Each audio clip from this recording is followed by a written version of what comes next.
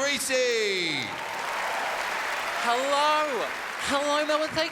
Thank you so much for having me. Look, I've been quite busy lately. I've been trying really hard to get famous, not really nailing it. This is how unrecognisable I am, it turns out. I was home in Perth over Christmas and I was going for a jog, because this does not just happen. And I was going for a jog and this child on a bike, which I assume was a gift for Christmas, knocked me over and his mum went, "Callum, leave that poor lady alone." I am male.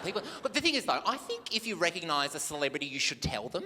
I think that's quite nice. Like, I even recognised the other day Paulini from Australian Idol. Remember Paulini in the gold dress? I recognised her and I said, "Oh my God, Paulini, like, I love you. I voted for you on Australian Idol." And I'm glad I said something, because it was a really special moment and it definitely meant something to her as well. What she said back was so nice. Paulini said, "Thank you.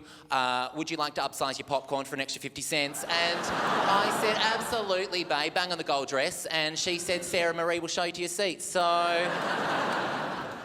I thought I was recognised. I did think I was recognised the other day. I was at a bar in Sydney and this guy came over to me and started talking to me and my friends. And by talking to us, I mean he launched into a monologue about his life. And his name was Daryl. And that was fun because he was only like in his 20s. And I'm like, who's called Daryl ever, let alone in their 20s? And he came over to us and he goes, "Hi, my name's Daryl and I'm fake." So in my head I was like, shit name. But I said, "Oh, fantastic name."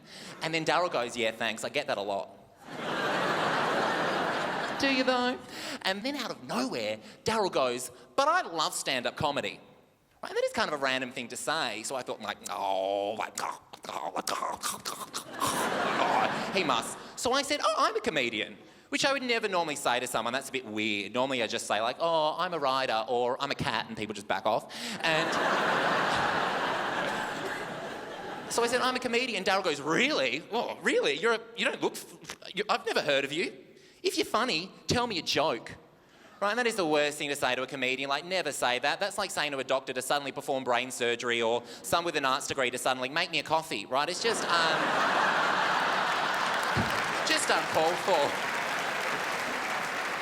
Oh, this is the one famous thing that's happened to me recently, though. I've started getting haters. It's so awesome. Get this. During the Melbourne Comedy Festival last year, right, this guy was so obsessed with hating me, he would come to my show every night, but he wouldn't buy a ticket. He would just come along and abuse the people queuing up for the show, right? And that line was tens of people deep.